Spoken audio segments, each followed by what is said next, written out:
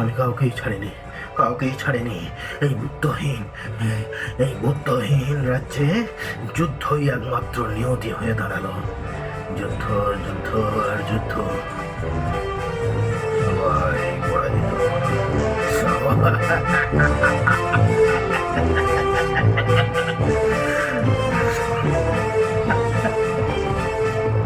সবাই পরাজিত। রাজা অজাত শত্রুর কাছে সবাই পরাজিত আজ।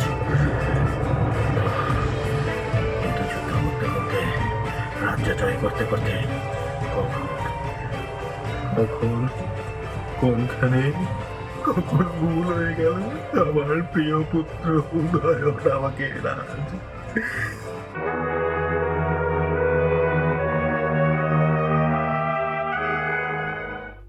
সেদিন সেদিনও আজকের মতোই অন্ধকার রাত্রি ছিল। শুধু শুধু আজকের মতো আমি আমি অজাতশত্রু, রাজা অজাতশত্রু, রাজা বিম্বিসারের একমাত্র পুত্র অজাতশত্রু। একা ছিলাম না, বন্দী ছিলাম না। সেদিন সেদিন রাজ বিছানার পাশে রাজ অতিথি দেবদত্ত এসেছিল। অনেক রাত পর্যন্ত অজাতশত্রুর বিছানার পাশে বসেছিল। কি হয়েছিল সেই রাতে, কি হয়েছিল সেই রাতে, সে কথাই কেন বারবার মনে পড়ে যায় আজকের এই পরিপূর্ণ একা অন্ধকার বন্দি গৃহে। কেন বারবার সে কথাই মনে পড়ে যায়, সেদিনের কথা। আজ আজ আমার আমার প্রিয় পুত্র উদয়নের হাতে বন্দি আমি। সেদিনও সেদিনও রাজা বিম্বিসার আমার হাতে বন্দি ছিল অন্ধকার গৃহে। এমনই অন্ধকার গৃহে একা রাজা বিম্বিসার। সেদিন রাত্রে অনেক রাত পর্যন্ত দেবদত্ত আমার বিছানার পাশে ছিল। কিছুক্ষণের জন্য আমি ঘুমিয়ে পড়েছিলাম। তারপরে এসে চিৎকার ছুটে ছুটে আমার বিছানার পাশে এসে দেবদত্ত আমাকে ঘুম থেকে তোলে। তারপর আমি বেরিয়ে যাই। অন্ধকার গৃহে আমার পিতা পড়ে আছে। হ্যাঁ, হ্যাঁ, আমি আমি আমি হত্যা করিনি আমার পিতাকে। আমার প্রিয় পিতা রাজা বিম্বিসারকে আমি হত্যা করিনি। কিন্তু কিন্তু কিন্তু ইতিহাসে তো লেখা থাকবে অজাতশত্রু তার পিতাকে গৃহবন্দী করে হত্যা করেছিল। সেই অজাতশত্রু একদিন তার পুত্রের হাতেও বন্দী হয়েছিল। আচ্ছা আচ্ছা আচ্ছা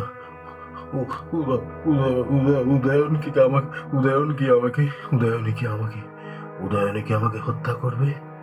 হ্যাঁ, হ্যাঁ, না না না না না পুত্র পুত্র আমি আমি আমি রাজা বিম্বিসারকে হত্যা করিনি।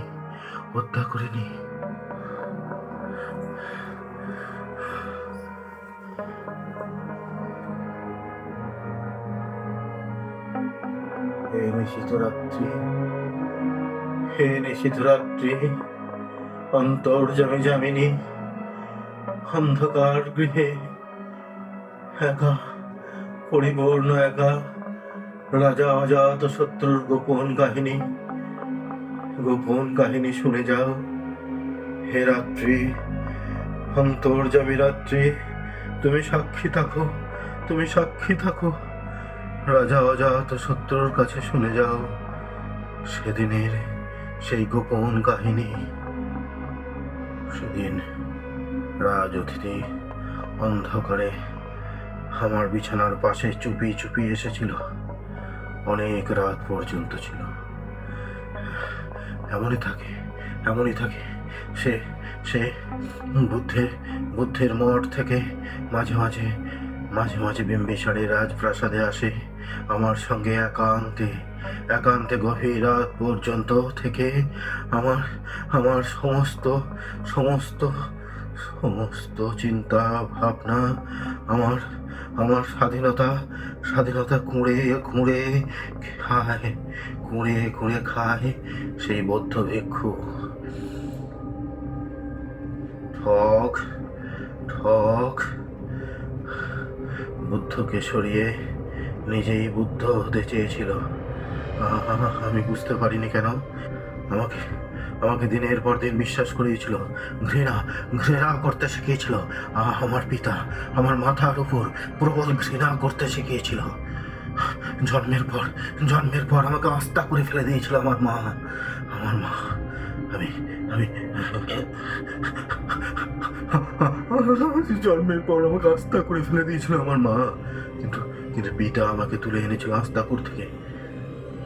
দেবদত্ত দেবদত্ত আমাকে বিশ্বাস করিয়েছে। আমার আমার আমার আমার আমার আঙুলের বিষাক্ত ক্ষত থেকে বের হওয়া রক্ত চুষে চুষে খাচ্ছিল বিম্বিসার, আমার পিতা, রক্ত নেশায়। আমার মাথাও তো রক্ত চেয়েছিল। আমি যখন মাতার গর্ভে মাতা রাজা বিম্বিসারের হৃৎপিণ্ড খেতে চাইনি, চেয়েছিল তো। সেই রক্ত খাকি পিশাচী বংশের সন্তান আমি বিশ্বাস করিয়েছিল। হ্যাঁ, এই বংশের সন্তান রক্ত পিপাসার্থ রাজা অজাতশত্রু হওয়া উচিত। যুদ্ধবাজে রক্ত পিপাসার্থ রাজা। দেবদত্ত বন্ধু আমার বিশ্বাস করিয়েছিল রাজা অজাতশত্রুকে রক্ত পিপাসার্থ হওয়াই উচিত।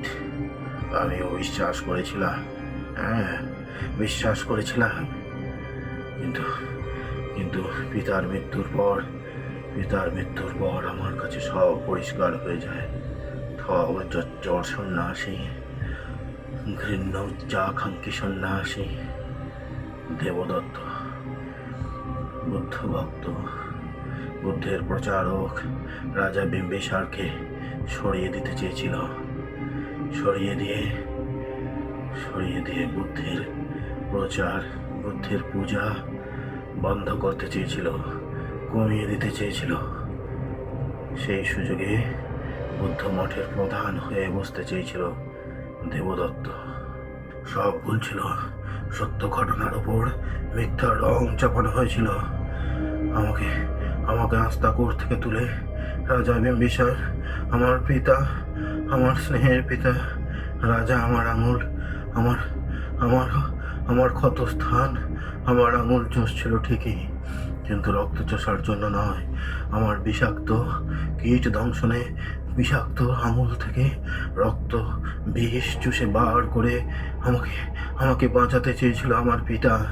সেই পিতার বিরুদ্ধে আমাকে সামনে দান করিয়ে দেবদত্ত তার স্বার্থ সিদ্ধি করতে চেয়েছিল। এই গৃহবন্দী অজাতশত্রুকে তুমি বিশ্বাস করো অন্তর্যামী রাত্রি? সেদিন এমনই অন্ধকার রাতে ছুটতে এসে আমাকে জাগিয়ে তুলেছিল দেবদত্ত। আমি ঘুম চোখে খবর শুনে তৎক্ষণাৎ ছুটে গিয়েছিলাম অন্ধকার কারাগৃহে। আমার পিতার অন্ধকার গৃহে গিয়ে দেখি আমার পরম পিতা, আমার স্নেহের পিতা অন্ধকার, শুধু মশালের আলো। আমার পিতা, আমি মশালের ম্রিয়মান আলোয় দেখলাম অন্ধকার ঘরে আমার পিতা পড়ে আছে মৃত্যু শয্যায়। কাছে গিয়ে পিতাকে ভালো করে নিরীক্ষণ করে দেখি তার হাতে, মুখে, পায়ে কালো কয়লার পোড়া দাগ।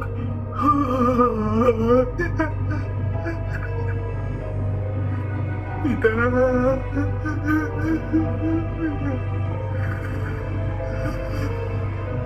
রাজা বিম্বিসার অন্ধকার ঘরে পড়ে আছে।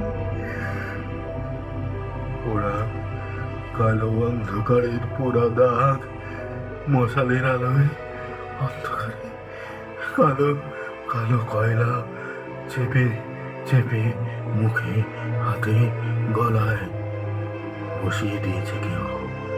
পোড়া দাগ, সদ্য ক্ষত দাগ, ধোঁয়া থেকে পোড়া মাংসের গন্ধ পিতার পোড়া মাংসের গন্ধ।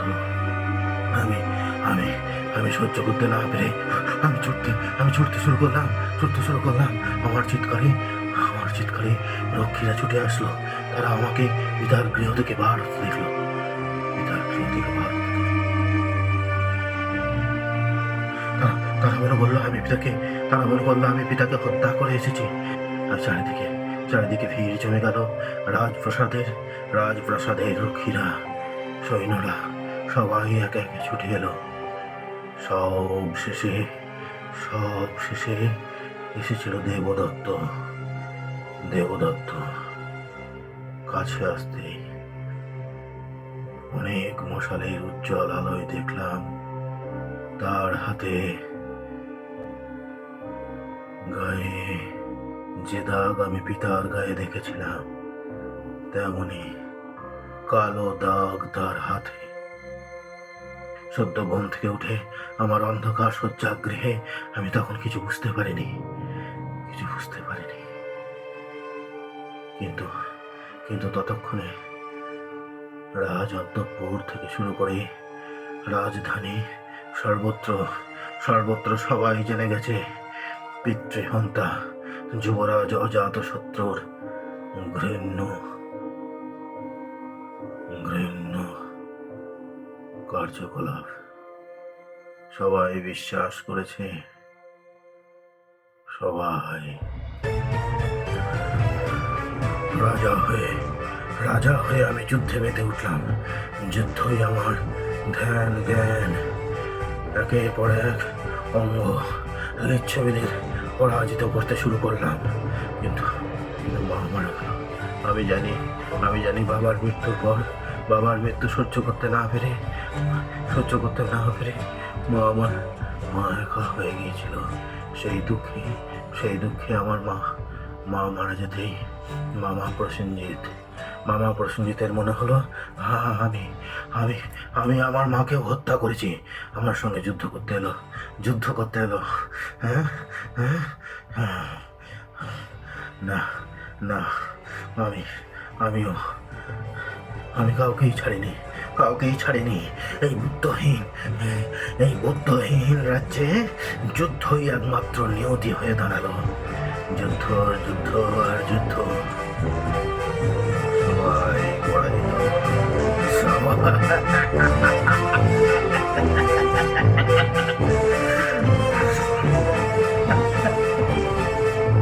সবাই পরাজিত।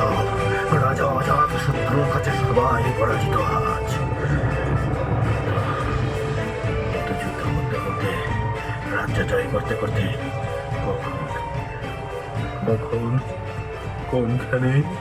কখন ভুল হয়ে গেল আমার প্রিয় পুত্র উদয়ন আমাকে রাজ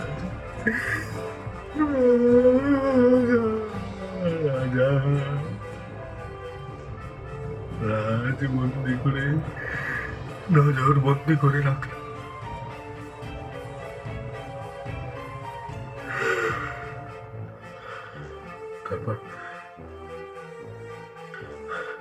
তারপর আমি আর পারছিলাম না। পিতৃহত্যার অনুশোচনা সহ্য করতে না পেরে একদিন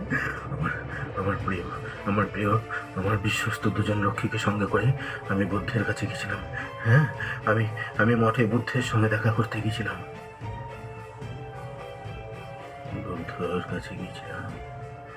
বুদ্ধ স্মরণে আমি শান্তি পেয়েছিলাম, অপার শান্তি। বুদ্ধের স্মরণে আমি পেয়েছিলাম। আমার সমস্ত শোক, অপরাধ সব সরিয়ে দিয়েছিল বুদ্ধ। সব সরিয়ে আমাকে পরম শান্তি এনে দিয়েছিল আমার মনে বুদ্ধ। কিন্তু আমার পুত্র উদয়ন জানতে পেরে আর নজরবন্দি নয়। এই ঘরে আমাকে গৃহবন্দী করে রাখলো। এই অন্ধকার গবাক্ষহীন গৃহে আমাকে বন্দী করে রাখলো আমার পুত্র উদয়ন।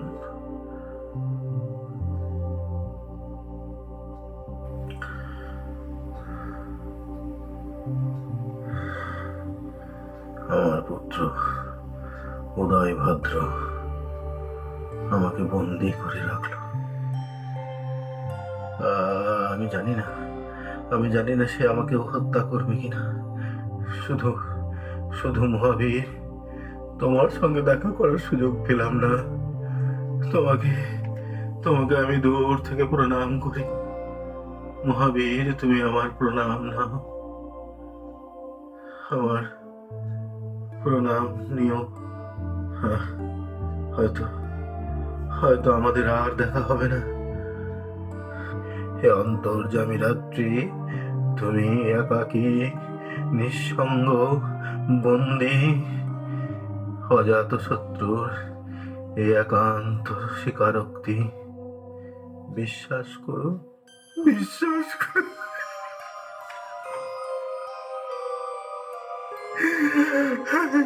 বিশ্বাস করো, অন্তর্যামী রাত্রি, তুমি বিশ্বাস করো।